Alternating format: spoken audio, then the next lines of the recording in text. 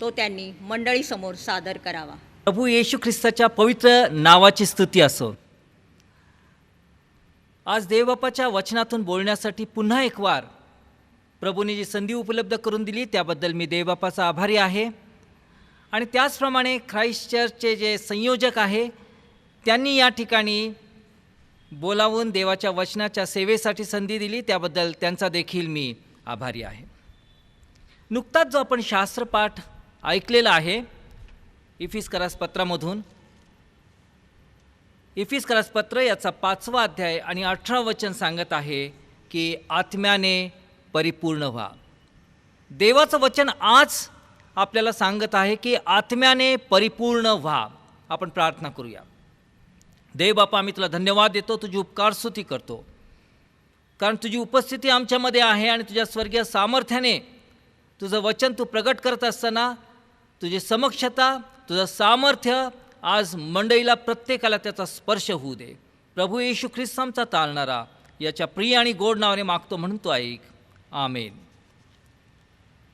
आत्म्याने परिपूर्ण व्हा असं देव आपल्याला आज सांगत आहे.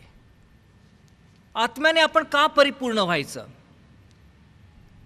तर पहिली गोष्ट ही आहे की देवाचं वचन आपल्याला सांगत आहे आणि देवाची आज्ञा पाळणं हे योग्य आहे. आणि दुसरी गोष्ट, जेव्हा आपण देवाची आज्ञा पाळतो त्यावेळेला ते आपल्या हिताचं असतं. आणि म्हणून देवाचं वचन जर स्पष्टपणे सांगत आहे की आत्म्याने परिपूर्ण व्हा, तर आज मंडळीला आणि प्रत्येक विश्वासणाऱ्याला आत्म्याने परिपूर्ण होण्याची गरज आहे.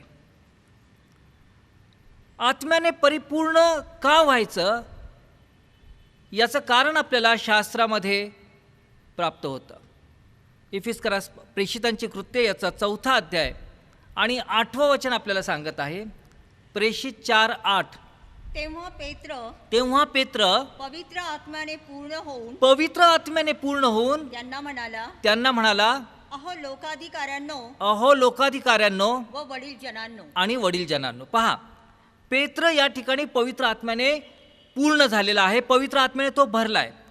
आणि प्रेषितांची कृत्य 4था अध्याय आणि 13वं वचन याबाबत काय सांगत आहे पहा. तेव्हा पेत्राचे आणि योहानाचे धैर्य पाहून तसेच हे निरक्षर व अज्ञानी इसम आहेत हे जाणून ते आश्चर्य करू लागले. आणि पहा, ते पवित्र आत्म्याने भरले आणि ते धैर्याने बोलू लागले आणि त्यांचं धैर्य पाहून लोकांना आश्चर्य वाटलं. हे त्यांच्याविषयी लिहिलेलं आहे की जे शिष्य काही काळापूर्वी म्हणजे पवित्र आत्मा मिळण्यापूर्वी यहुद्यांच्या भीतीने दारं बंद करून आत लपून बसले होते, घाबरून गेलेले होते. योहान सुवर्तमान याचा 20वा अध्याय आणि 19वं वचन आपल्याला सांगतं की त्याच दिवशी म्हणजे आठवड्याच्या पहिल्या दिवशी संध्याकाळी जेथे शिष्य होते तेथील दारे यहुद्यांच्या भीतीमुळे बंद असता येशू आला व मध्ये उभ्या राहून म्हणाला, तुम्हा शांती असो. जस्ट काही काळापूर्वी भीतीने गांगरून गेलेले हेच शिष्य आता मोठ्या धैर्याने बोलू लागलेले आहेत. काय कारण आहे? कारण एकच आहे. शास्त्र सांगत आहे की ते पवित्र आत्म्याने भरले. ज्या वेळेला आपण पवित्र आत्म्याने भरतो त्यावेळेला आपल्याला देवाविषयी बोलण्यासाठी धैर्य प्राप्त होतं. प्रियानो, मंडळीमध्ये आज अनेक प्रकारचे लोक आपल्याला आढळतात. त्याच्यामध्ये काही संजीवित झालेले लोक असतात आणि काही खरोखर विश्वासात असतात. प्रभू येशू ख्रिस्ताला आपला त्यांनी तारणारा म्हणून स्वीकार केलेला असतं, परंतु ते येशूविषयी बोलायला दचकतात, घाबरतात, त्यांना भीती वाटते. असं का? त्याचं कारण एकच आहे की पवित्र आत्म्याने भरण्याची गरज प्रत्येकाला आहे असं देवाचं वचन सांगतं. आणि म्हणून आज आपल्याला जर देवाचं वचन धैर्याने सांगायचं असेल, कारण तशी आज्ञा आहे देवाची. प्रभू येशू ख्रिस्ताने स्वर्गारोहण होण्याच्या अगोदर अशी आज्ञा दिली होती की संपूर्ण सृष्टीला जाऊन सुवार्तेची घोषणा करा. हे आपलं मिशन आहे, या पृथ्वीवर मंडळीचं मिशन आहे, प्रत्येक विश्वासणाऱ्याचं हे मिशन आहे. आणि हे मिशन जर पूर्ण करायचं असेल तर प्रभूचं वचन सांगतं, शिष्यांना त्यांनी सांगितलं होतं की यरुशलेमेत थांबा, तुम्ही वाट पहा, पवित्र आत्मा तुम्हावर येईल आणि तुम्हा सामर्थ्य प्राप्त होईल आणि मग तुम्ही संपूर्ण जगात जाऊन त्याची घोषणा करा. महत्त्वाची गोष्ट ही आहे की जोपर्यंत आपण पवित्र आत्म्याने भरत नाही तोपर्यंत आपल्याला धैर्य प्राप्त होत नाही आणि त्यामुळं आपल्याला येशूविषयी सुवार्ता सांगता येत नाही किंवा बोलता येत नाही. दुसरी गोष्ट की पवित्र आत्म्याने भरल्यावर काय होतं. गलतीकरास पत्र याचा 5वा अध्याय आणि 16व वचन सांगतं, आत्म्याच्या प्रेरणेने चाला म्हणजे तुम्ही देहवासना पूर्ण करणारच नाही. देवाचं वचन सांगत आहे की आत्म्याच्या प्रेरणेने चाला, पण आत्म्याच्या प्रेरणेने चालण्यासाठी आत्म्याने भरायला पाहिजे अगोदर. ज्या वेळेला आपण आत्म्याने भरू त्यावेळेला आत्म्याच्या प्रेरणेने चालू. जसं गाडीच्या पेट्रोल टाकीमध्ये जेव्हा आपण पेट्रोल भरतो त्यावेळेस गाडी वेगाने पळती. तेव्हा जसं पेट्रोल भरलं जातं गाडीमध्ये तसं आपल्यामध्ये पवित्र आत्म्याने भरण्याची गरज आहे. आणि ज्या वेळेला आपण पवित्र आत्म्याने भरतो त्यावेळेला आत्म्याच्या प्रेरणेने चालतो. आणि मग काय होतं, आत्म्याच्या प्रेरणेने आपण जेव्हा जीवन जगतो त्यावेळेला आपण देहवासनांवरती विजय मिळवतो, देह स्वभावावरती विजय मिळवतो, आपलं जीवन बदलून जातं. आपण ज्या वेळेला आत्म्याने भरतो त्यावेळेला आपण देहाच्या अधीन राहत नाही तर आत्म्याच्या अधीन राहतो. देहाच्या अधीन राहिलं तर काय होतं पहा, देवाचं वचन सांगतं 17व्या वचनामध्ये, देहाची कर्मे तर उघड आहेत, तीही जारकर्म, अशुद्धपणा, कामातुरपणा, मूर्तीपूजा, चेटके, वैर, कलह, मत्सर, राग, तट, फुटी, पक्षभेद, हेवा, दारूबाजी, रंगेलपणा आणि अशा इतर गोष्टी, अशी कर्मे करणाऱ्यांना देवाच्या राज्याचे वतन मिळणार नाही. या गोष्टी आपल्याला मंडळीमध्ये जगामध्ये आढळून येतात. का आढळून येतात? ही देहाची कर्म जी आहेत ही उघड आपल्याला दिसतात. याचं कारण असं की आपण आत्म्याने जर भरलं नाही तर देह स्वभाव आपल्यावरती शिरजोरी करतो आणि आपण देहाच्या अधीन होतो. परंतु याच्यावर जर विजय मिळवायचा असेल तर आत्म्याने भरणं हाच त्याच्यावर एकमात्र उपाय आहे. पहिली गोष्ट आपण पाहिली की ज्या वेळेला आपण आत्म्याने भरतो त्यावेळेला आपण धैर्याने येशूविषयी बोलू लागतो, आपल्याला धैर्य प्राप्त होतो. दुसरी गोष्ट आपण पाहिली की ज्या वेळेला आपण आत्म्याने भरतो त्यावेळेला आपण देहावरती आणि देहाच्या वासनेवरती विजय मिळवू शकतो. तिसरी गोष्ट, आपल्याला आत्म्याने का भरलं पाहिजे याचं उत्तर प्रेषितांची कृत्ये 7वा अध्याय आणि 55व्या वचनामध्ये प्राप्त होतं. प्रेषितांची कृत्ये याचा 7वा अध्याय आणि 55वं वचन. परंतु पवित्र आत्म्याने पूर्ण होऊन त्याने आकाशाकडे निरखून पाहिले तेव्हा देवाचे तेज व देवाच्या उजवीकडे येशू उभा असलेला त्याच्या दृष्टीस पडला. स्तेफनाला धोंडमार होते, स्तेफन आता मृत्यूच्या दारात आहे. आणि अशा वेळेस वचन सांगतं की आत्म्याने जेव्हा तो पूर्ण झाला तेव्हा स्वर्ग उघडलेला आणि येशूचं प्रगटीकरण झालेलं त्याला दिसलं. येशू उभा आहे असं त्याला दिसलं. याचा अर्थ काय? सोप्या भाषेमध्ये, कोणत्याही परीक्षा प्रसंगातून आपण छळातून जात असलो आणि जर आपण आत्म्याने भरलेला असू तर जेव्हा आपण आत्म्याने भरतो तेव्हा स्वर्ग आपल्यासाठी उघडतो. स्वर्गीय दृष्टांत, स्वर्गीय प्रगटीकरण आपल्याला प्राप्त होतात. बऱ्याच लोकांना इच्छा असते की देवा मला स्वर्गीय ज्ञान प्राप्त व्हायला पाहिजे, देवा मला प्रगटीकरण का होत नाही, देवा मला दृष्टांत का होत नाहीत. आणि वचन सांगतं where there is no vision people perish. दृष्टांत नसेल तर लोक अनावर होतात. आपल्याला आज दृष्टांताची गरज आहे, मंडळीला आज प्रगटीकरणाची गरज आहे. का तर आपलं जीवन कसं असावं, आपण आमच्या जीवनामध्ये आपल्या जीवनामध्ये कोणते डिसिजन्स घ्यायचे, आध्यात्मिक गोष्टी कशा समजून घ्यायच्या, शास्त्रात सांगितलेल्या गोष्टी नेमक्या काय आहेत, आज त्या आमच्या जीवनाला कशा उपयोगी आहेत, याच्यासाठी आम्हाला दृष्टांताची आणि प्रगटीकरणाची गरज आहे. आणि ही जी दैवी प्रगटीकरण आहेत ही आत्म्याने भरल्याशिवाय आम्हाला प्राप्त होत नाहीत. Be filled with the spirit. आत्म्याने परिपूर्ण व्हा असं देवाचं वचन सांगतं. चौथी गोष्ट, आत्म्याने का परिपूर्ण व्हायचं. प्रेषितांचे कृत्ये 2 अध्याय आणि 4 वचन. प्रेषित 2:4.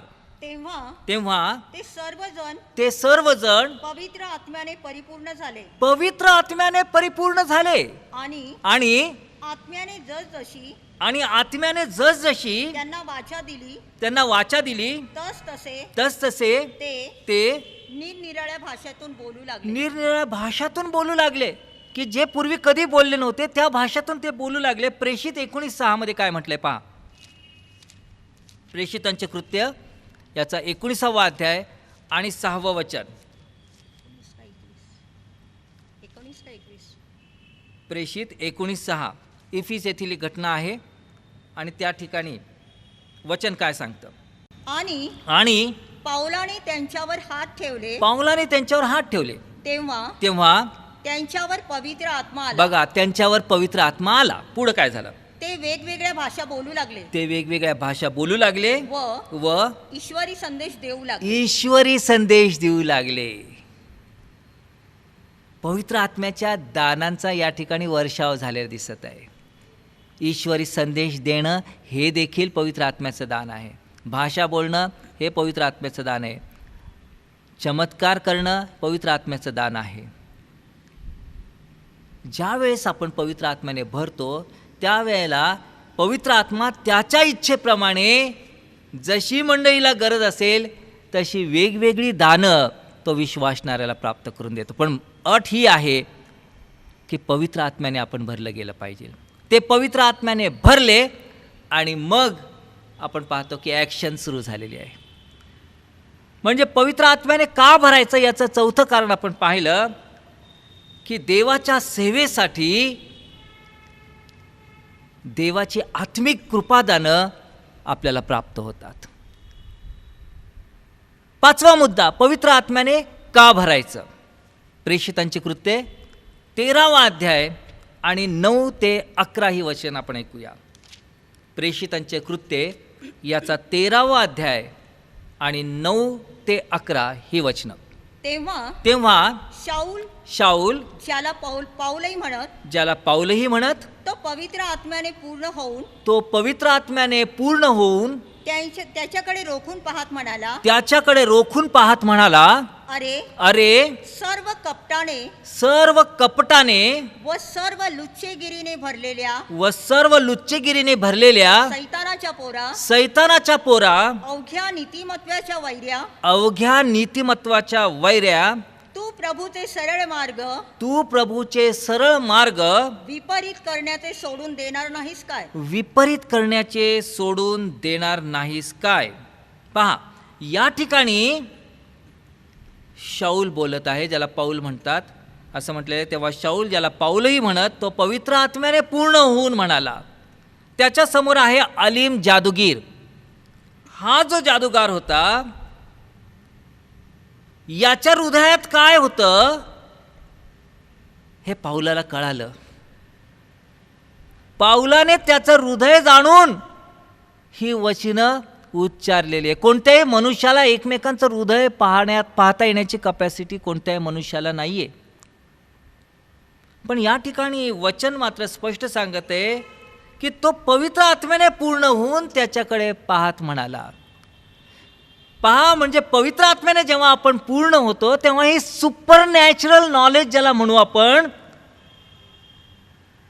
आत्मे ओळखण्याचं दान, की कोणता आत्मा प्रभूपासून आहे आणि कोणता आत्मा सैतानापासून आहे, कोणचा मनुष्य प्रभूपासून संदेश देतो आणि कोणचा मनुष्य खोटा संदेष्ट आहे, याचं स्पष्ट ज्ञान, नॉलेज जेव्हा आपण आत्म्याने भरतो त्यावेळेला आपल्याला प्राप्त होतं. अलीम जादूगाराच्या मनात काय होतं, तो तोंडाने काही जरी बोलला असेल तरी त्याचं हृदय कशाने भरलेलं आहे हे पाऊलाने ओळखलं, कारण या ठिकाणी पाऊल पवित्र आत्म्याने भरलेला आहे. आज तुम्हाला आणि मला देखील या जगामध्ये, या शेवटच्या काळात आपण राहत असताना अतिशय ही गरज निर्माण झालेली आहे की कोणचं ज्ञान प्रभूपासून आहे. आजकाल अनेक मीडिया चॅनल्स, केबल आणि सर्व प्रकारचे मंडळ्या वेगवेगळ्या प्रकारचे शिक्षण देत आहे आणि यामध्ये वचनाला धरून कोणचं आहे, बायबलला धरून कोणतं वचन आहे, हे जर आपल्याला जाणून घ्यायचं असेल, कोणचा संदेष्टा प्रभूपासून आहे, कोणचा संदेष्टा प्रभूपासून नाही, हे जर आपल्याला जाणून घ्यायचं असेल तर आम्हाला आत्मे ओळखण्याची, त्या दानाची गरज आहे. आणि हे केव्हा प्राप्त होऊ शकतं, ज्या वेळेला आम्ही पवित्र आत्म्याने भरतो त्यावेळेला आम्हाला हे सुपर नॅचरल नॉलेज ज्याला आहे म्हणतात ते प्राप्त होतं. भेद जाणण्याची किंवा पारख करण्याची बुद्धी आम्हाला प्राप्त होते. 6वा मुद्दा, की आत्म्याने का भरायचं. निर्गम याचा 31वा अध्याय 1 ते 3 वचनं, पवित्र शास्त्रातून निर्गम याचा 31वा अध्याय आणि 1 ते 3 वचनं आपण ऐकूया. निर्गम याचा 31वा अध्याय 1 ते 3 या वचनामध्ये काय लिहिले ते ऐकूया. मग परमेश्वर मोशेला म्हणाला, मग परमेश्वर मोशेला म्हणाला, पहा, मी यहूदा वंशातील मी यहूदा वंशातील उरीचा मुलगा म्हणजे हूरचा नातू बसालेल याला त्याच्या नावाने बोलावले आहे. मी त्याला देवाच्या आत्म्याने परिपूर्ण करून त्याला अक्कल, बुद्धी, ज्ञान आणि सर्व प्रकारचे कसब दिले आहे. तो कलाकुसरीची कामे करीत. आता आपण हे पाहूया की हे निवास मंडप बांधण्यासाठी किंवा बनवण्यासाठी जी कलाकुसरीची कामं आवश्यक होती, त्यासाठी देवानी काही व्यक्तींना निवडलं आणि त्यांना आत्म्याने परिपूर्ण केलेले असं म्हटलेलं आहे. आणि जेव्हा ते आत्म्याने परिपूर्ण झाले त्यावेळेला त्यांना अक्कल, बुद्धी, ज्ञान आणि सर्व प्रकारचे कसब प्राप्त झाले. जुन्या काळातला जो निवास मंडप होता तो आजच्या काळात मंडळीचं दर्शक आहे. आणि ज्याप्रमाणे निवास मंडपाची बांधणी करण्यासाठी देवाने माणसं निवडली आणि त्यांना आत्म्याने परिपूर्ण केली, आज देखील मंडळीची बांधणी होण्यासाठी आम्हाला पवित्र आत्म्याने भरलेल्या माणसांची, एल्डर्सची आणि विश्वासणाऱ्यांची गरज आहे. ज्याप्रमाणे बसालेलबद्दल सांगितलं तसं मंडळीतील प्रत्येक जण आज बसालेल व्हायला पाहिजे, की जो उरीचा मुलगा म्हणजे हूरचा नातू होता असं शास्त्र सांगतं. आणि त्याला देवाने आत्म्याने परिपूर्ण केलं. आणखीन एक वचन आपण ऐकूया निर्गममधूनच 28वा अध्याय आणि 3रं वचन. निर्गममधले 28वा अध्याय आणि 3रं वचन. निर्गम 28:3. आणि जे ज्ञानी आहेत म्हणजे ज्यांना मी ज्ञानाच्या आत्म्याने ज्यांना मी ज्ञानाच्या आत्म्याने परिपूर्ण केले आहे परिपूर्ण केले आहे त्या सर्वांना तू अहरोनाची वस्त्रे तयार करावयास सांग. तयार करावयास सांग. निवास मंडपामध्ये अहरोन हा प्रमुख याजक म्हणून देवाने नेमलेला होता आणि त्याची जी वस्त्रे, त्यातील जी कलाकुसर आहे ती करण्यासाठी इथं वचन सांगते की मी आत्म्याने भरलेली अशी जी माणसं आहेत त्यांना तू सांग. पुन्हा एक वार या ठिकाणी आपल्याला दिसतं की आत्म्याने जी भरलेली माणसं आहेत त्यांना देव निवडतो आणि मंडळीच्या बांधणीसाठी उपयोगात आणतो. याजकीय कार्यासाठी तो उपयोगात आणतो.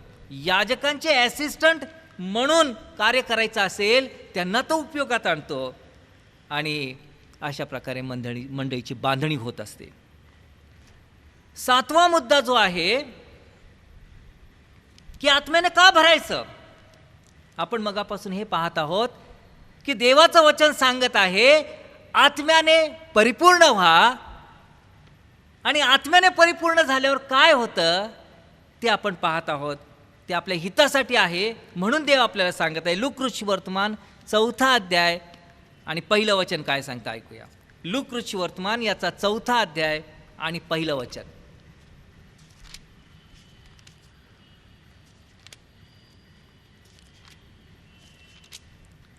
नवीन करारामध्ये आपण लूक वर्तमान पहिला 4था अध्याय आणि पहिलं वचन ऐकूया. येशू पवित्र आत्म्याने परिपूर्ण असा यार्देनेपासून परतला आणि त्याला आत्म्याने 40 दिवस रानात नेले. 40 दिवस रानात नेले. आता बघा, येशू स्वतः देवाचा पुत्र आहे पण तो आत्म्याच्या प्रेरणेने चालत आहे, पवित्र आत्म्याच्या प्रेरणेने चालत आहे आणि आत्म्याने पूर्ण झालेला आहे तो. आणि आत्म्याने पूर्ण झालेला असताना आता तो रानात गेलेला आहे आणि रानामध्ये सैतानी सर्व बाण त्याने तोडून टाकलेले आहे. सैतानीने टाकलेल्या सर्व बाणांना तोडून तो सैतानावर विजयी झालेला आहे. प्रियानो, पण त्याच्या अगोदर वचन सांगते की येशू पवित्र आत्म्याने पूर्ण असलेला असा. आत्म्याने पूर्ण होऊन तो परीक्षेला सामोरा गेला आणि काय झालं, सैतानाचं येशूच्या पुढं काही चाललं नाही. आपल्या जीवनात अनेक परीक्षा प्रसंग सैतानाकडून येतात आणि त्यांना न डगमगता त्या परीक्षांवरती विजय प्राप्त करून घेण्यासाठी आपल्याला आत्म्याने भरण्याची गरज आहे. ज्या वेळेस आपण आत्म्याने भरतो त्यावेळेला सैतानाचे कोणतेही बाण असतील, कोणत्याही परीक्षा असतील, त्याच्यावरती आपण विजय होतो. आणि म्हणून आपल्या दैनंदिन जीवनामध्ये प्रत्येक विश्वासणाऱ्याला आत्म्याने भरण्याची गरज आहे. मग तो न डगमगता कोणतीही परीक्षा आली तरी सामोरं जाऊ शकतो. प्रियानो, 7 गोष्टी आपण आज पाहत आहोत की आत्म्याने परिपूर्ण का व्हायचंय. पहिली गोष्ट आपण पाहिली की ज्या वेळेला आपण आत्म्याने परिपूर्ण होतो त्याच वेळेला आपण धैर्याने येशूचं वचन सांगायला सुरुवात करतो. थांबतच नाही तो माणूस, लगेच येशूविषयी बोलायला लागतो. जिथं कुठं जाईल तिथं तो येशूविषयी बोलायला लागतो. जर तुम्ही आत्म्याने भरलेले आहात आणि तुम्हाला ओळखायचं असेल की खरोखरच मी पवित्र आत्म्याने भरलेलं आहे काय, तर स्वतः परीक्षण करा. तुम्हाला जर येशूविषयी सतत बोलण्याची प्रेरणा मिळत असेल, जो कोणी भेटेल त्याच्याशी तुम्ही जर येशूविषयी बोलत असाल तर निश्चितच पवित्र आत्म्याच्या प्रेरणेने तुम्ही चालत आहात. आत्म्याने भरून तुमचं जीवन तुम्ही जगत आहात.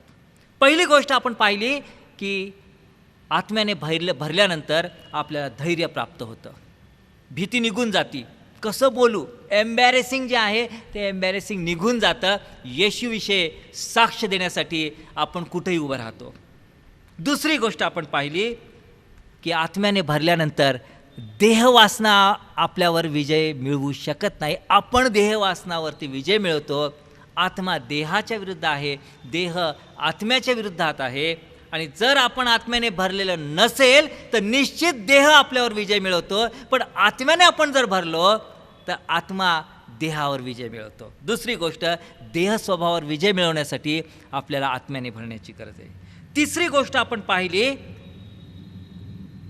की स्वर्गीय प्रगटीकरण, स्वर्गीय दृष्टांत, शास्त्रातील गूढ गोष्टी आपल्याला समजून घ्यायच्या असतील तर आत्म्याने भरल्याशिवाय आम्हाला त्या गोष्टी कळणार नाही.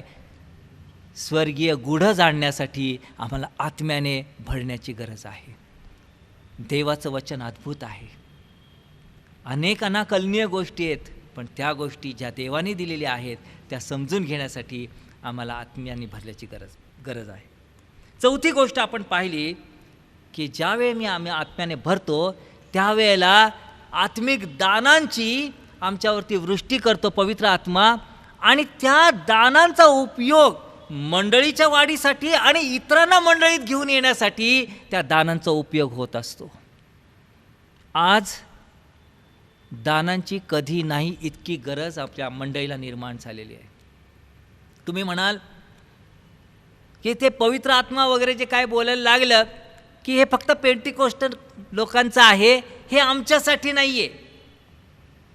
मी प्रेस्बिटेरियन मंडळीचा मेंबर आहे, आनंद आहे मला त्याबद्दल. पण महत्त्वाची गोष्ट ही आहे की हे फक्त ठराविक ख्रिस्ती समाजातील फक्त ठराविक ग्रुपला हे दान दिलेलं नाही. बायबल जर आपलं आहे, या बायबलवरती आपण जर विश्वास ठेवतो तर याच बायबलमधून मी आपल्याला वचन सांगत आहे, आणि ते वचन आपल्याला सांगत आहे की आत्म्याने परिपूर्ण व्हा. ठराविक ग्रुपसाठी हे वचन नाही आहे, हे संपूर्ण मंडळीसाठी वचन आहे. आणि प्रारंभीच्या काळामध्ये ही मंडळी आत्म्याने भरलेली होती, आणि मग अनेक महत्कृत्य आपण प्रारंभीच्या मंडळीत झालेली पाहत आहोत. दानांनी जेव्हा आपण भरतो त्यावेळेला अद्भुत गोष्टी घडत असतात. चिन्ह चमत्काराच्या द्वारे इतरांना प्रभूच्या वचनाची खात्री पटत असते. पाचवी गोष्ट आपण पाहतो की ज्या वेळेस आम्ही दानांनी भरले जातो किंवा आम्ही आत्म्याने भरले जातो त्यावेळेला आम्हाला आत्मा ओळखण्याचं सामर्थ्य प्राप्त होतं. हे आत्मे ओळखण्याचं सामर्थ्य म्हणजे देवापासून काय आहे, कोण देवापासून बोलत आहे आणि कोण देवापासून बोलत नाही, कोण खरा संदेष्ट आहे आणि कोण खोटा संदेष्ट आहे, याचं नॉलेज, याची पारख बुद्धी केवळ आम्ही आत्म्याने जेव्हा भरलेला असतो त्यावेळेला आम्हाला प्राप्त होती.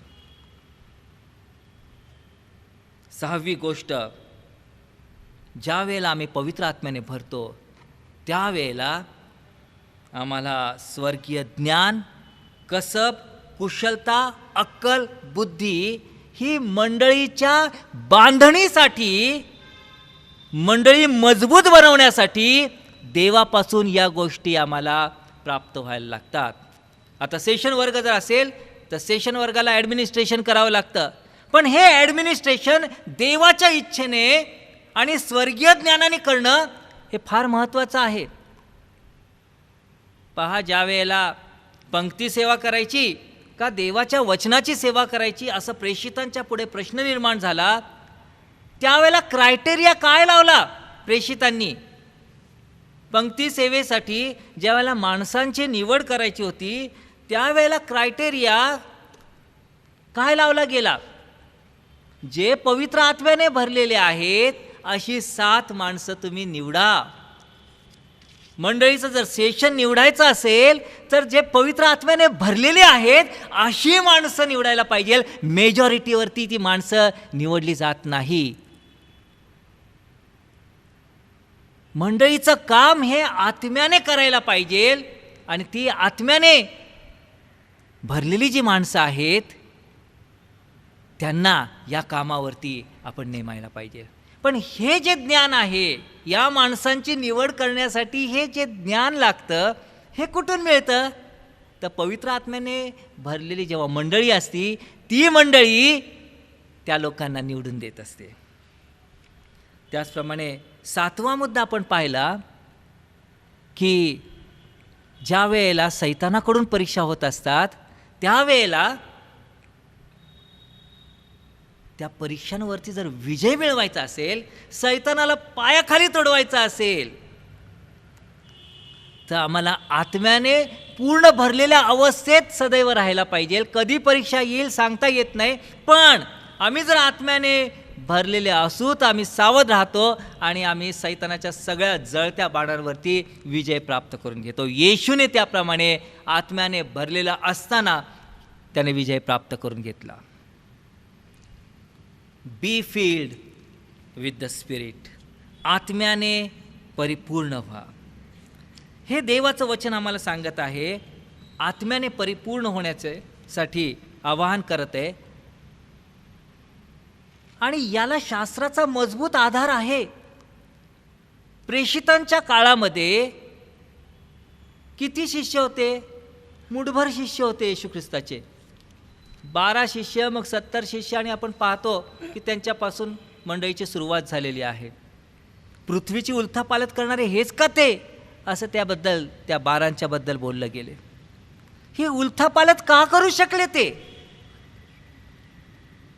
यरुशलेमेपासून सुरुवात झाली आणि आज संपूर्ण जगामध्ये हे ख्रिश्चनिटी पसरलेली का? त्याचं कारण प्रेषितीय जे जीवन होतं त्यामध्ये वचन वेगवेगळ्या ठिकाणी सतत सांगत आहे की ते आत्म्याने भरलेले होते. प्रेषित 2:4, पटापट ही वचनं आपण प्रेषितांच्या मधून पाहूया. प्रेषित 2:4. तेव्हा ते सर्वजण पवित्र आत्म्याने परिपूर्ण झाले. या ठिकाणी सांगितले तेव्हा ते सर्वजण. या ठिकाणी फक्त प्रेषित पवित्र आत्म्याने पूर्ण झाल्यास सांगितलं नाही, जे कोण होते तिथं ते सर्वजण. आज मंडळीमध्ये जे कोणी मेंबर असतील, गरज आहे पवित्र आत्म्याने सर्वांनी पूर्ण व्हायची गरज आहे. प्रेषित 4:8. तेव्हा पेत्र पवित्र आत्म्याने पूर्ण होऊन त्यांना म्हणाला. पेत्र पवित्र आत्म्याने पूर्ण होऊन त्यांना म्हणाला, म्हणजे पेत्र जर संदेश द्यायला लागला तर तो पवित्र आत्म्याने पूर्ण होऊन संदेश देत होता. त्याचप्रमाणे 31व वचन, प्रेषित 4:31. 31. हां, प्रेषित 4:31.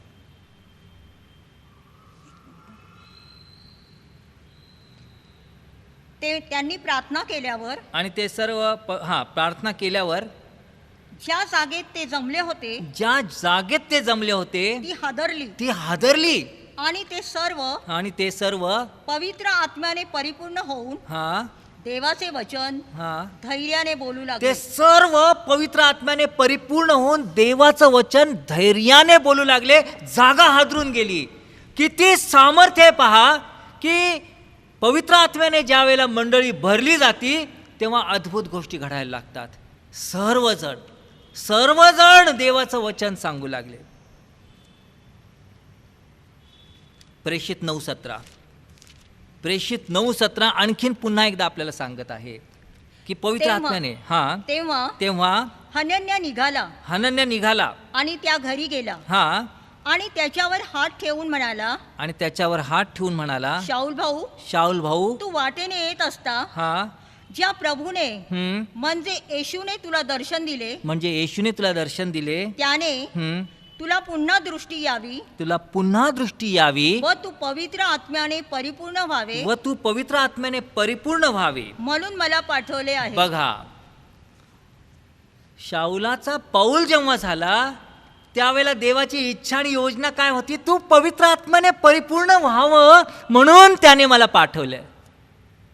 आज देव आपले सेवक संदेष्टे मंडळीकडे का पाठवतो? तर मंडळीने पवित्र आत्म्याने परिपूर्ण व्हावं यासाठी देव पाठवतो.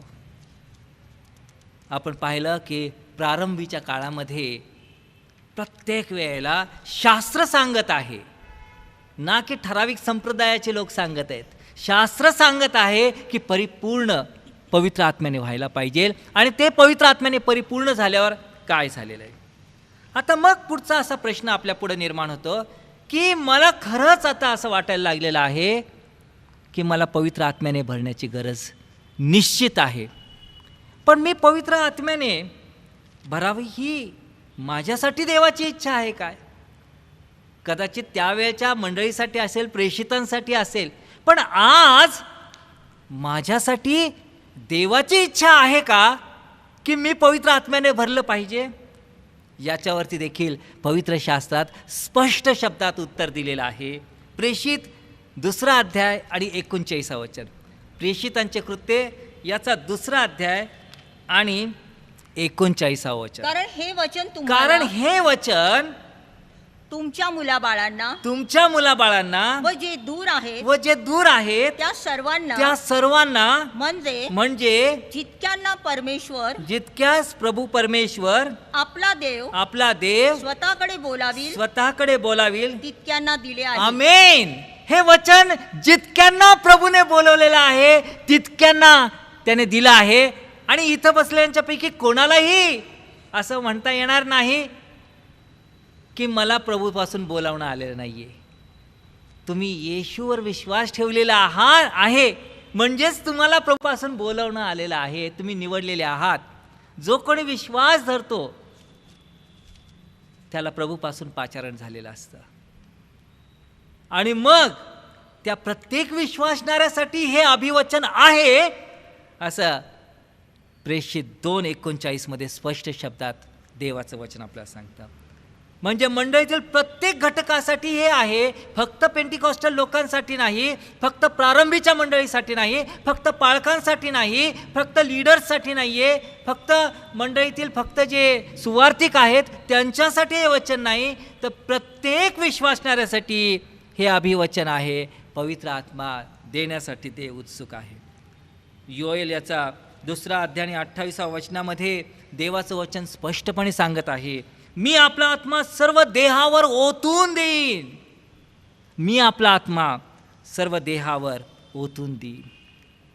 मग ही निश्चित आपल्याला खात्री झालेली आहे की पवित्र आत्मा मिळणं हे आवश्यक आहे, म्हणजे पवित्र आत्म्याने भरणं. दुसरी गोष्ट ही निश्चित झालेली आहे की ते अभिवचन जे आहे ते माझ्यासाठी पण आहे, मला पण पवित्र आत्मा मिळू शकतो. आणि मग आता तिसरा प्रश्न असा आपल्या पुढे येतो की मला जर पवित्र आत्माने भरायचं असेल तर मला काय केलं पाहिजे? नॅचरल क्वेश्चन की पवित्र आत्म्याने कसं भरलं पाहिजे, त्याचं पण उत्तर पवित्र शास्त्रात स्पष्ट शब्दात दिलेलं आहे. प्रेषित 2:37 आणि 38. प्रेषितांची कृत्ये 2 अध्याय 37 आणि 38. हे ऐकून त्यांच्या अंतःकरणाला चुटपुट लागली आणि ते पेत्र व इतर प्रेषित यांना म्हणाले, बंधुजन हो, आम्ही काय करावं? पहा, चुटपुट लावणारा देवाचा आत्मा आहे. ज्या वेळेला तुम्ही हे वचन आता ऐकत आहात, कदाचित तुमच्या अंतःकरणाला देखील चुटपुट लागली असं की आम्ही काय करावं. कारण देवाचा आत्मा कार्य करणारा आत्मा आहे, तो जिवंत देव आहे. आणि आज जे या ठिकाणी ऐकत आहेत, कदाचित यूट्यूबवरून ऐकत असतील, कदाचित व्हॉट्सअपमधून ऐकत असतील, पण आज तुम्ही जेव्हा हे वचन त्याची वाणी ऐकत आहात त्यावेळेला देवाचं वचन सांगतं की इस्रायलांनी रानामध्ये जसे अंतःकरण कठीण केली होती तशी आपली अंतःकरण कठीण करू नका. चुटपुट ज्या वेळेला लागलेली आहे त्यावेळेला तात्काळ त्यांनी प्रश्न विचारला, आम्ही काय करावं? उत्तर काय मिळालं? पहा, पेत्र त्यांना म्हणाला, पश्चाताप करा आणि तुमच्या पापांची क्षमा व्हावी म्हणून तुम्ही प्रत्येक जण येशू ख्रिस्ताच्या नावाने बाप्तिस्मा घ्या म्हणजे तुम्हाला पवित्र आत्म्याचे दान प्राप्त होईल. पश्चाताप करा, प्रभू येशूच्या नावाने बाप्तिस्मा घ्या म्हणजे तुम्हाला दान प्राप्त होईल. या ठिकाणी तुम्ही ख्रिश्चन व्हाल असं सांगितलं नाहीये. ख्रिश्चन आपोआप होणारच आहे. येशूवर विश्वास ठेवणार प्रत्येक येशूचा बनतो. पण त्याच्या पुढची गोष्ट सांगितलेली म्हणजे तुम्हाला हा पवित्र आत्मा प्राप्त होईल. ज्या वेळेस आम्ही अंतःकरणापासून पश्चाताप करतो. आज मंडळीला कशाची गरज आहे? आम्ही केलेल्या पापांच्या अंगीकाराची गरज आहे. आमच्या पापांच्या पश्चातापाची गरज आहे. जोपर्यंत पश्चाताप नाही, जोपर्यंत प्रभू मग पापावर दया कर, मी चुकलोय, जोपर्यंत आम्ही पश्चाताप करत नाही तोपर्यंत अंतःकरणात बदल होत नाही. अंतःकरणाचा बदल म्हणजे पश्चाताप आणि त्याच्यानंतर प्रभू येशू ख्रिस्तावरती विश्वास. या दोन गोष्टी फार महत्त्वाच्या आहेत. पश्चाताप, विश्वास आणि त्याच्यानंतर मग प्रार्थना. जर आत्म्याचं दान पाहिजे असेल तर पश्चाताप, विश्वास या दोन गोष्टी सांगितले आणि प्रार्थना ही तिसरी गोष्ट. ह्या तीन गोष्टी आपल्याला महत्त्वाच्या आहेत. आज जर आम्हाला आत्म्याने भरण्याची गरज आहे. पहा लूक वर्तमान 11 अध्याय आणि 13 वचन काय सांगतं. लूक वर्तमान 11 अध्याय 13 वचन आम्हाला स्पष्ट शब्दामध्ये हे अभिवचन देत आहे आणि हे स्वर्गातून देवाने दिलेलं अभिवचन आहे. ते कधीही खोटं ठरणार नाही, कारण देव कधी खोटं बोलत नाही, तो लबाड नाही. देव हा सत्य आहे आणि जे काही तो बोलतो त्याप्रमाणे होत असतं. वाचा लूक वर्तमान 11 अध्याय आणि 13 वचन. तुम्ही वाईट असताही तुम्हाला आपल्या मुलांना चांगल्या देणग्या द्याव्या असं कळतं. तर मग स्वर्गीय पित्याजवळ जे मागतात, मागणी करतात, त्यास तो किती विशेष करून पवित्र आत्मा देईल. किती विशेष करून पवित्र आत्मा देईल. हे तुमच्यासाठी आणि माझ्यासाठी वचन आहे प्रियांनो. आज मंडळीला संजीवनाची गरज आहे आणि या संजीवनासाठी आत्म्याने जेव्हा मनुष्य भरले जातील त्यावेळेला मंडळांमध्ये संजीवन येईल. त्यावेळेला मंडळातील राजकारण नष्ट होईल. त्यावेळेला मंडळीतील देहस्वभावाने वागणारे माणसातील देहस्वभावावर विजय प्राप्त होईल. आज आत्म्याने भरण्याची गरज आहे.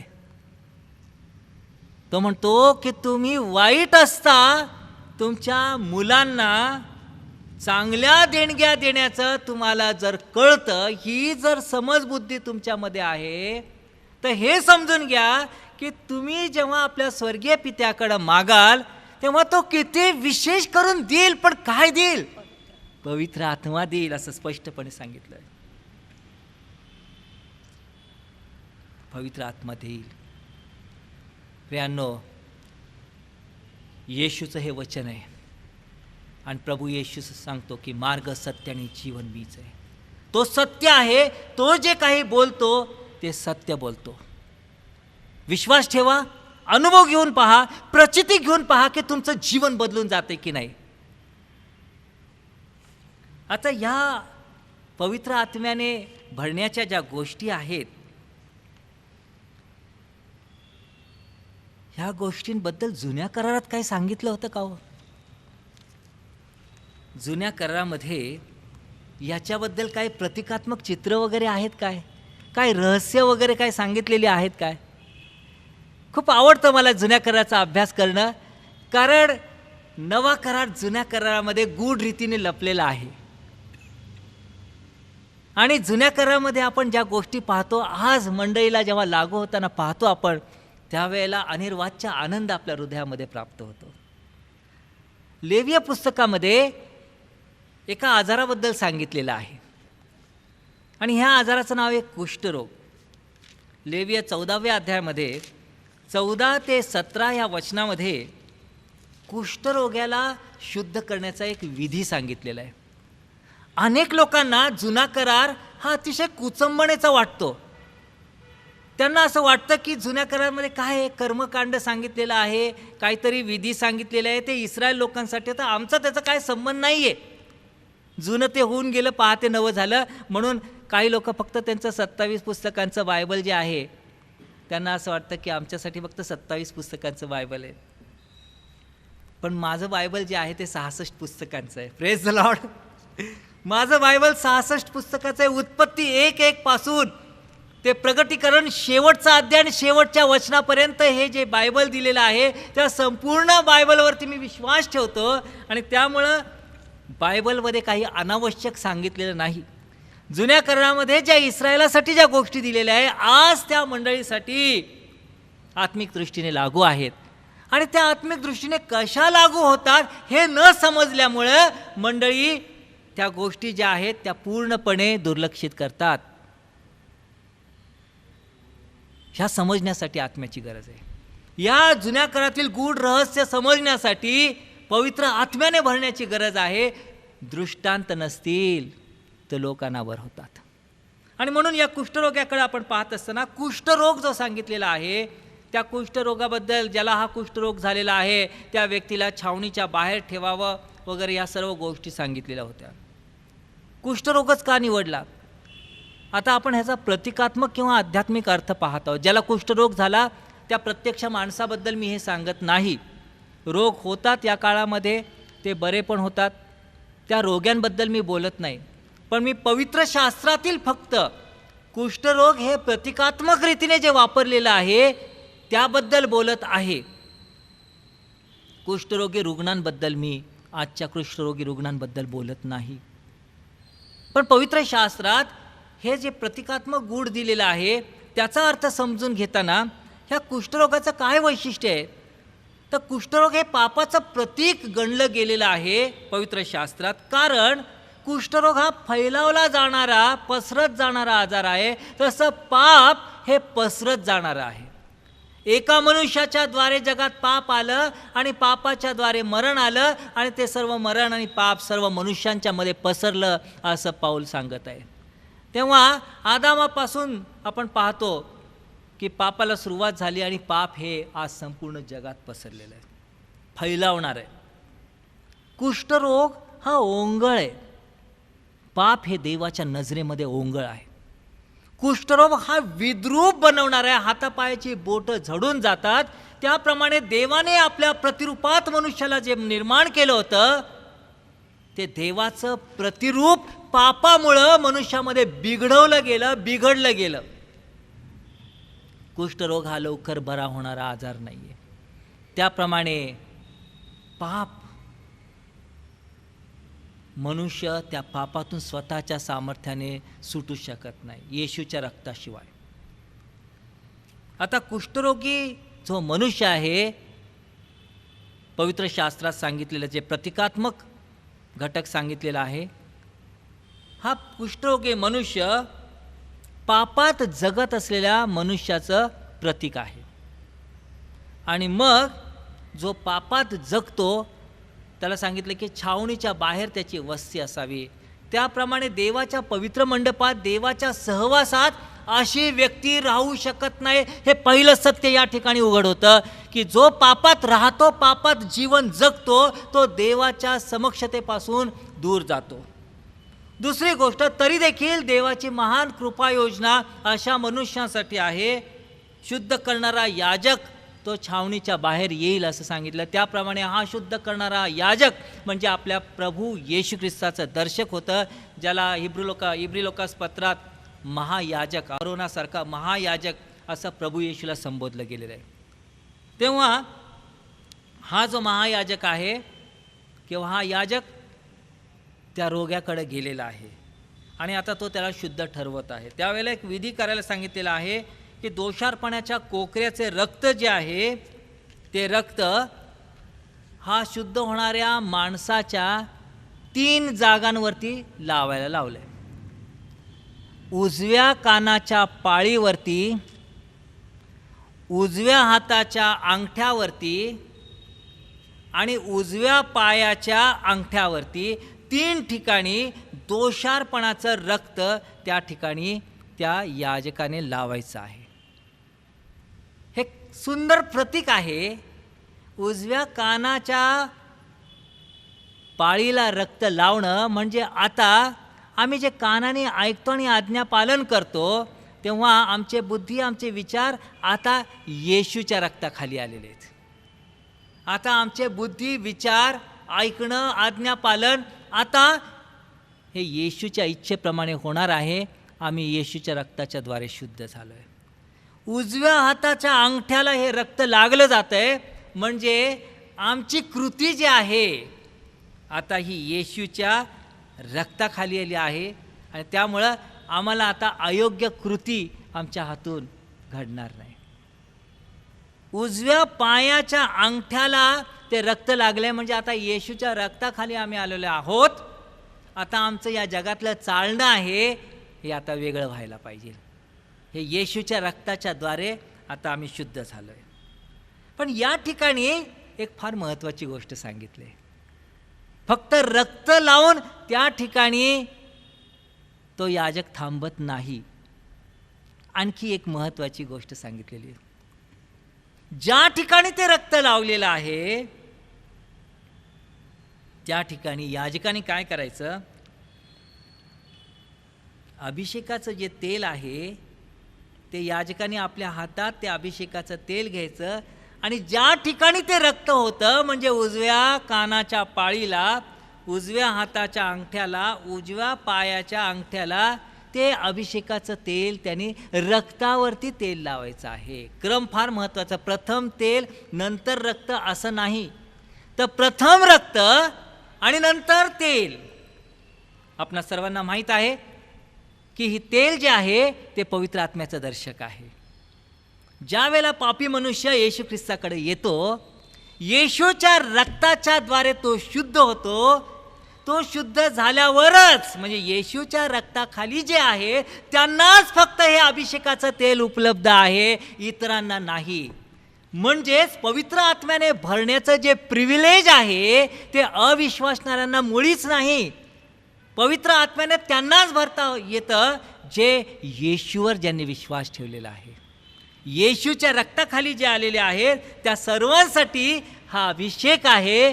आणि हे लक्षात घ्या की यशया 44:3 सांगितले, तहान व रिक्तता मी तान्हिलेल्यावर पाणी ओतीन आणि सुक्या भूमीवर प्रवाह होतीन. तुझ्या संततीवर मी आपला आत्मा आणि तुझ्या संतानावर मी आपला आशीर्वाद होतीन. ओतणारा देव आहे. त्याची इच्छा आहे की हा पवित्र आत्मा आमच्यावरती ओतला जावा, पण त्यासाठी आम्हाला शुद्ध होण्याची गरज आहे. मगाशी जे वचन पेत्रांनी सांगितलं, ज्यावेळेस यहूद्यांनी सांगितलं तर आम्ही आता काय करावं, चुटपुट लागली त्यांच्या हृदयाला, तेव्हा त्यांनी विचारले आम्ही काय करावं. पश्चाताप करा आणि येशूच्या नावात बाप्तिस्मा घ्या, म्हणजे येशूला स्वीकारा, विश्वास ठेवा. पश्चाताप, विश्वास. हा पश्चाताप या ठिकाणी कुष्ठरोगी ज्या वेळेला शुद्ध होतो ते दर्शक आहे की आता तो पश्चातापी झालाय, येशूच्या रक्ताने शुद्ध झालाय. उधाळपुत्र नाही का म्हणत प्रियानो, तर मी आता आपल्या बापाकडे जाईन आणि तुझा दास किंवा चाकर म्हणून घेण्याची देखील माझी पात्रता नाही असं मी म्हणेन. हा खरा पश्चाताप आहे. आज मंडळीला जर आत्म्याने भरायचं असेल तर पश्चातापाशिवाय पर्याय नाही प्रियानो. पश्चाताप, विश्वास आणि मागणी, ह्या गोष्टी आपण पाहिल्या. मग असा प्रश्न काही लोकांना आला असेल की जेव्हा नवा जन्म होतो तेव्हाच आम्हाला पवित्र आत्मा मिळतो का नंतर मिळतो? काही काही लोक फार चुकीचं शिक्षण देतात. तुम्हाला भाषा बोलता येते, हा मगच तुमचं तारण झालं, म्हणजे तुम्हाला आत्मा मिळाला. वचनाचा विपर्यास केला जातो. नेमकं काय आहे? ज्यांना भाषा बोलता येते तेच फक्त तारणात जाणार आहेत काय? त्यांनाच फक्त तारण मिळणार आहे काय? ज्यांना भाषा येत नाही ते स्वर्गात जाणार नाही काय? शास्त्राचा गैरअर्थ लावल्याने अनेक जे मिसकन्सेप्शन्स आहेत, चुकीच्या धारणा आहेत, त्या मंडळीमध्ये पसरलेल्या आहेत. पण सत्य काय आहे? ज्यांना भाषा बोलता येत नाही ते स्वर्गाच्या राज्यात जाणार नाही असं जर कोणी शिकवत असेल ते चुकीचं आहे. स्वर्गाच्या राज्यात मनुष्य कधी जातो याचं उत्तर स्पष्ट शब्दात प्रभू येशू ख्रिस्त सांगत आहे. नव्याने जन्मल्याशिवाय देवाच्या राज्यात जाता येत नाही. जो कोणी नव्याने जन्मला आहे तो देवाच्या राज्यात गेलाय. पण देवाच्या राज्यात कसा जातो तर त्याचं उत्तर देखील प्रभू येशू ख्रिस्त सांगत आहे. जो विश्वास ठेवतो किंवा प्रभू येशूचा स्वीकार करतो तो मरणातून जीवनात पार गेलाय, त्याच्यावरती न्यायाचा प्रसंग येणार नाही. म्हणजे स्वर्गात जाण्यासाठी एकच गोष्ट महत्त्वाची आहे की पश्चाताप करून प्रभू येशूचा स्वीकार करणं. ज्या वेळेला आम्ही येशूचा प्रभू येशूवर विश्वास ठेव म्हणजे तुझे आणि तुझ्या घराण्याचं तारण होईल असं देवाचं वचन जेव्हा सांगतं तेवढंसं पुरेसं आहे. त्यासाठी कोणत्या कर्मकांडाची गरज लागत नाही. आज्ञापालन करणं म्हणून आपण बाप्तिस्मा करतो, ही चांगली गोष्ट आहे. परंतु प्रभू येशू ख्रिस्ताला तारणारा म्हणून स्वीकारणं ही सर्वात महत्त्वाची गोष्ट आहे. आणि जो कोणी अशा प्रकारे पश्चाताप करून विश्वास ठेवतो आणि येशू ख्रिस्ताला आपला वैयक्तिक तारणारा म्हणून स्वीकारतो, पवित्र आत्म्याच्या द्वारे त्याचा नवा जन्म होतो. आता नव्या जन्माच्या वेळेला काय होतं माहिती आहे का, की पवित्र आत्मा ज्याचा ज्याचा नवा जन्म झालेला आहे त्याच्या त्याच्या हृदयामध्ये पवित्र आत्मा राहायला येतो. पहा मी काय विधान करत आहे, की ज्याच्या ज्याच्या जीवनामध्ये नवा जन्म झालेला आहे तो देवाच्या कुटुंबाचा एक भाग घडलेला आहे, बनलेला आहे आणि त्याच्या जीवनामध्ये पवित्र आत्मा राहायला येतो. पण प्रत्यक्ष कारण त्याच्याशिवाय तो ख्रिस्ताचा होऊच शकत नाही. पहा रोमकरास पत्र 8 अध्याय आणि 9 वचन काय सांगतं. रोमकरास पत्र 8 अध्याय आणि 9 वचन. परंतु तुम्हामध्ये जर देवाचा आत्मा वस्ती करीत नाही, देवाचा आत्मा जर वस्ती करत नसेल, देवाचा आत्मा वसती करीत आहे, तर तुम्ही देहाच्या अधीन नाही, बर आत्म्याच्या अधीन आहात. हा, जर कोणाला ख्रिस्ताचा आत्मा प्राप्त झालेला नसेल तर तो ख्रिस्ताचा नाही. जर कोण म्हणत असेल मी ख्रिस्ती आहे, विश्वासणार आहे, तर त्याला ख्रिस्ताचा आत्मा प्राप्त होतोच. हा कधी होता तर आपल्याला वचन सांगतं इफिस 1:14 की खंडणी भरून प्राप्त केलेल्या मुक्तीच्या दिवसापर्यंत पवित्र आत्म्याचा आपल्या वचनाचा विसार आहे. म्हणजे पवित्र आत्म्याच्या द्वारे तुम्ही मुद्रित झालेला आहात, ही वचनं वगैरे आपल्याला माहीत आहेत. तो विश्वासणारा आहे तो पवित्र आत्म्याच्या द्वारे मुद्रित होतो. मग आता प्रश्न असा आहे की मला पवित्र आत्म्याने भरण्याची गरज आहे का खरंच? मी तर विश्वास ठेवलाय, पण खरंच मला आता पुन्हा एकदा पवित्र आत्म्याने भरण्याची गरज आहे का? 2-2 वेळा पवित्र आत्म्याची गरज आहे का? शास्त्र काय सांगतं? शास्त्राच्या बाहेर जायचंच नाही, शास्त्रातूनच उत्तर काढायची. पहा नवा जन्म ज्या वेळेला होतो त्यावेळेला पवित्र आत्मा आमच्या हृदयामध्ये वस्ती करणारा पवित्र आत्मा म्हणून तो वस्ती करायला सुरुवात करतो. पण वस्तीसाठी पवित्र आत्मा येणं ही वेगळी गोष्ट आहे आणि पवित्र आत्म्याने भरून पवित्र आत्म्याचं सामर्थ्य प्राप्त करून घेणं ही वेगळी गोष्ट आहे. It is one thing to have the holy spirit residing within us. It is one thing to have the Holy Spirit residing within us, but it is another thing to have Him presiding within us. Residing Holy Spirit आपल्यामध्ये आहे का? Presiding Holy Spirit आहे, हे पाहणं महत्त्वाचं आहे. ज्या वेळेला आमचा नवा जन्म होतो त्यावेळेला पवित्र आत्मा वस्तीसाठी येतो, रिसाइडिंग. पण ज्या वेळेला आम्ही आत्म्याने भरतो त्यावेळेला पवित्र आत्मा आमच्यावरती प्रिसाइडिंग होतं. प्रिसाइडिंग म्हणजे जो अध्यक्ष अधिकार चालवणारा, तेव्हा पवित्र आत्मा अधिकार चालवायला लागतो. म्हणूनच आत्ताचं वचन जे आपण शास्त्रपाठ जर त्याचा कॉन्टेक्स्ट बघितला तर द्राक्षरसाने मस्त होऊ नका कारण त्यात बेतालपणा आहे.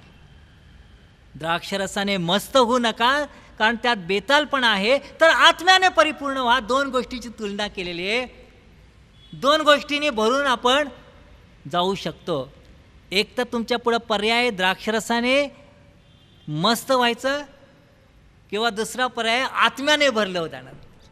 द्राक्षरसाने जो मस्त होतो त्याच्यावरती द्राक्षरसाचा अंमल चालू लागतो आणि जो आत्म्याने भरला जातो त्याच्यावरती आत्म्याचा अंमल चालू लागतो. मग याच्यावरतीच त्यांनी सांगितलं की द्राक्षरसाचा अंमल उपयोगाचा नाही, आत्म्याचा अंमल उपयोगाचा आहे. म्हणून आत्म्याने ज्या वेळेला आपण भरून जातो तेव्हा तो प्रिसाइडिंग होतो आमच्यावरती. आता याच्याबद्दल फार सुंदर अशी रूपकं आणि चित्र पवित्र शास्त्रात दिलेली, दर्शकं दिलेली आहेत. स्वतः प्रभू येशू ख्रिस्ताने 2 रूपकं दिलीत. योहान कृषी वर्तमानामध्ये तो सांगत आहे एका विहिरीबद्दल, जिवंत विहिरीबद्दल सांगत आहे. 4 अध्यायात 14व्या वचनात सांगत आहे. योहान 4 अध्याय आणि 14 वचन विहिरीबद्दल सांगत आहे. योहान कृषी वर्तमान 4 अध्याय आणि 14 वचन. परंतु मी देईल ते पाणी, मी देईल ते पाणी जो कोणी पिईल, जो कोणी पेईल त्याला कधीही तहान त्याला लागणार नाही. कधीही तहान लागणार नाही.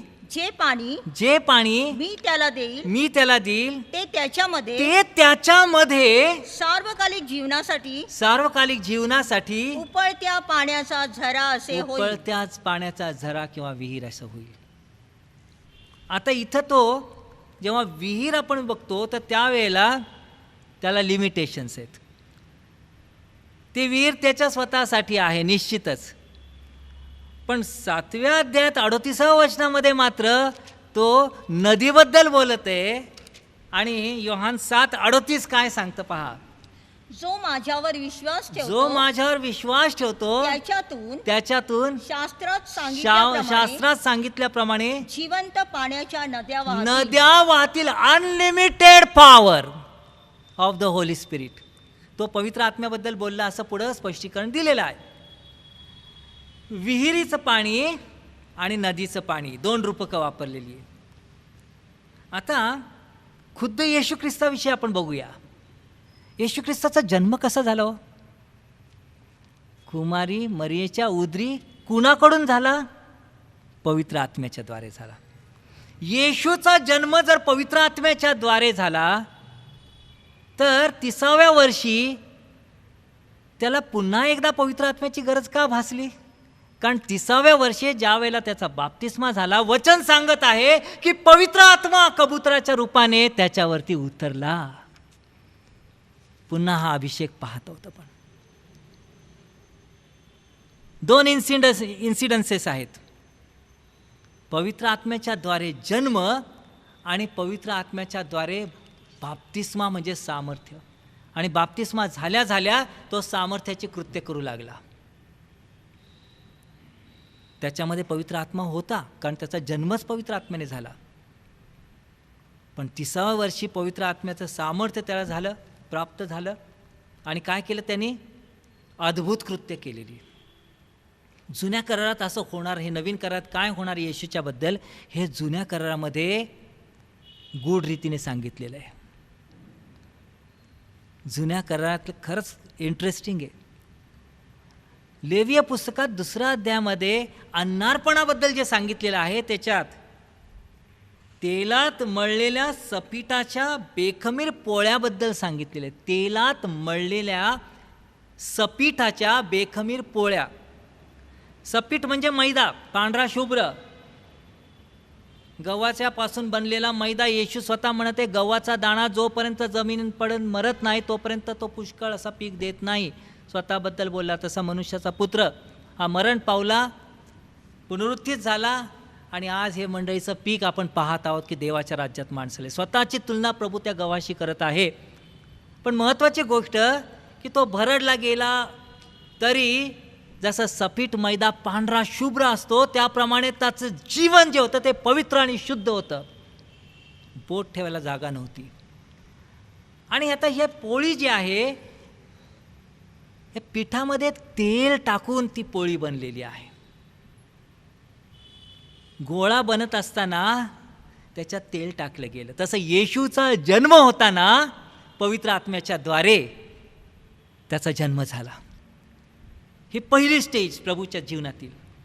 आणि नंतर इथे सांगितले की तव्यावर भाजलेले अन्नार्पण त्याचे तुकडे करून त्याच्यावर तेल ओतावं. पहिली गोष्ट मिंगलिंग आणि दुसरी गोष्ट पोरिंग. तेल मिक्स करावं असं पहिल्यांदा सांगितलंय मळताना. तर येशूचा जन्म आत्म्याच्या द्वारे झाला.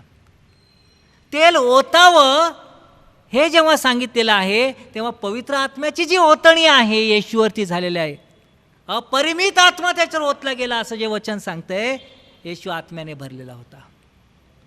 हे pouring of the holy spirit. आज येशूच्याच पॅटर्न प्रमाणे प्रत्येक विश्वासणाऱ्याच्या जीवनामध्ये हा पॅटर्न सिद्धीस जातो. आम्ही आदामापासून जन्मतो, जुना मनुष्य आमच्यामध्ये असतो, पण देवाच्या कुटुंबात येण्यासाठी आम्हाला नव्या जन्माची गरज आहे. आणि नव्या जन्माच्या वेळेला जो आत्मा आम्हाला प्राप्त होतो तो रिसाइडिंग होली स्पिरिट म्हणून येतो, वस्ती करणारा आत्मा. पिठात तेल मिसळलं जातं आहे. ती एक विहीर आहे, पण ती आमच्या पुरतं आहे. पण मंडळीसाठी, जगासाठी जर आमचा उपयोग व्हायला पाहिजे तर आम्हाला नद्या बनायला पाहिजे. आणि ही नद्या आम्ही कशा बनणार आहोत, तर पवित्र आत्म्याने भरलं गेल्यावरती. जसा येशूचा बाप्तिस्मा झाला तसं आम्हाला स्वर्गीय सामर्थ्याने भरायला पाहिजे. एक सुंदर उदाहरण दिलं आहे येशूच्या शिष्यांच्या बद्दल, पुन्हा हा पॅटर्न दाखवण्यासाठी.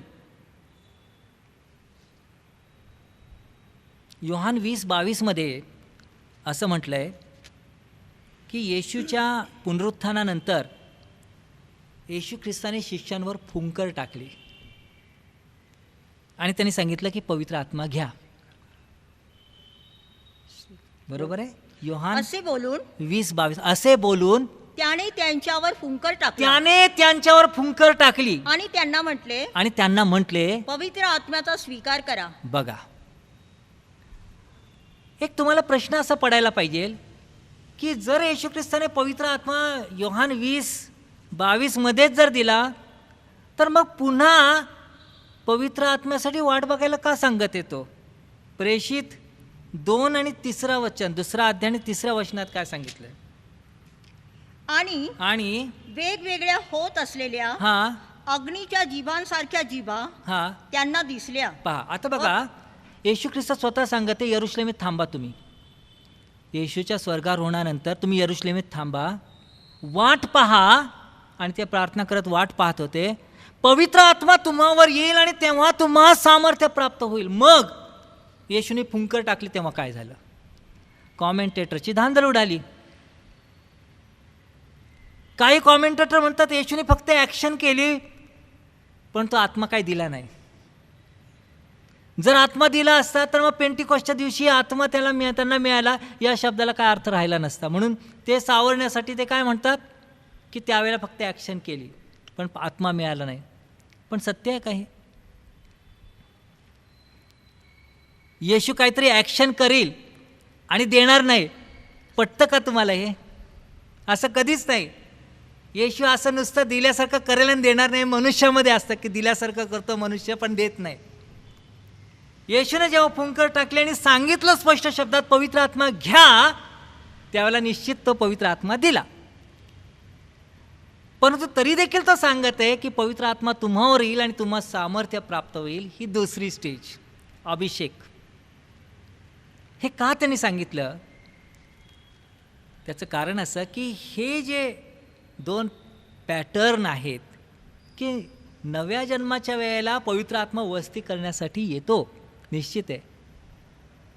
परंतु ज्या वेळेला त्याचं कार्य करायचं आहे, सामर्थ्याची कृत्य करायची आहे, सामर्थ्याने जीवन जगायचं आहे, त्यावेळेला मात्र त्याची ओतणी जो आहे, अभिषेक आहे, जो 50व्या दिवशी झालेला आहे, त्याची गरज विश्वासणाऱ्याला असते.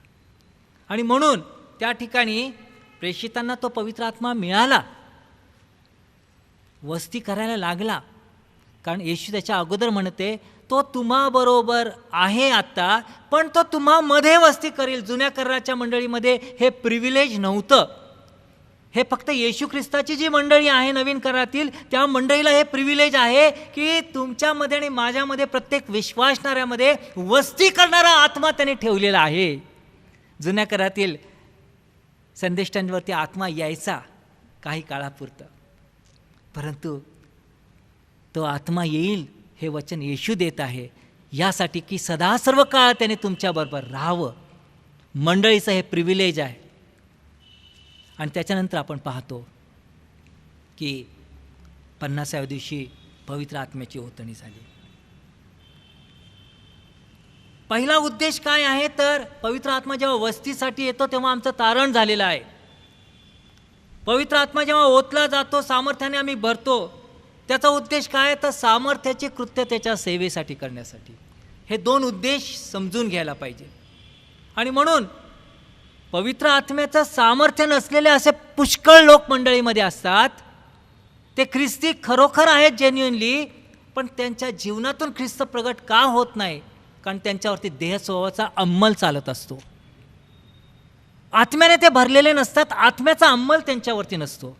आणि म्हणून प्रियानो, आमच्या पुढे दोन पर्याय आहे की मिस्रामध्ये राहून त्या कोकऱ्याच्या रक्ताखाली, फारोच्या अंडर दहशतीखाली आम्ही जीवन जगायचं, का कनानातीत ते सुंदर फळं आणि ते आत्मिक जीवन याचा आम्हाला अनुभव घ्यायचा आहे.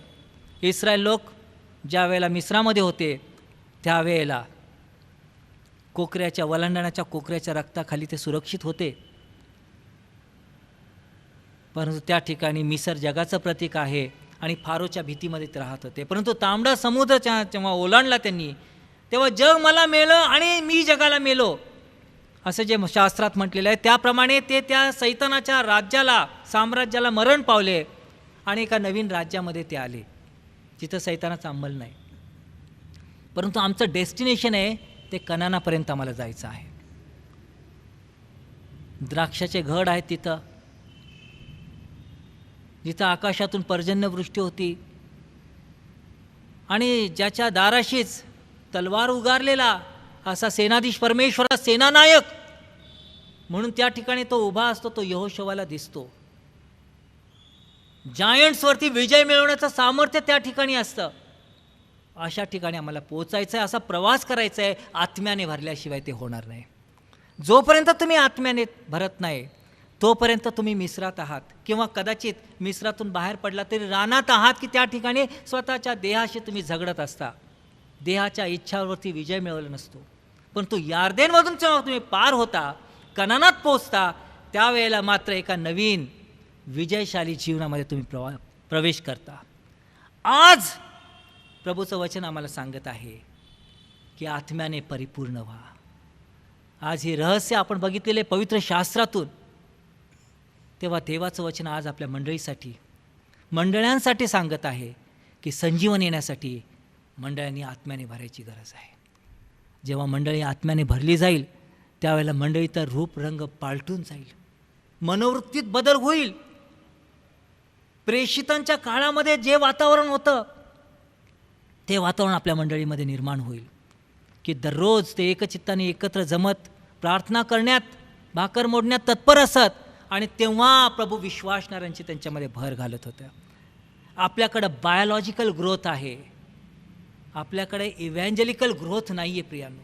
आपल्याला गरज आहे की अनेक हजारो आत्मे देवाच्या राज्यात आणण्यासाठी देवाने उपयोग करून घ्यावा. दिवस कठीण आहे, दिवसेंदिवस त्याचं वचन गाजवायला प्रतिबंध होत आहे. अशा परिस्थितीत जो सुकाळ आहे त्या सुवेळी आम्ही जर देवाच्या राज्यासाठी जर पेरणी केली तर आत्म्याचे पीक आपण निश्चित